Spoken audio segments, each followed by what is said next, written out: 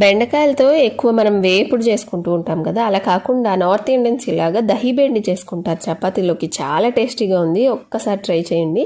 So first అయితే బెండకాయలని ఆయిల్లో fry చేసుకోవాలి.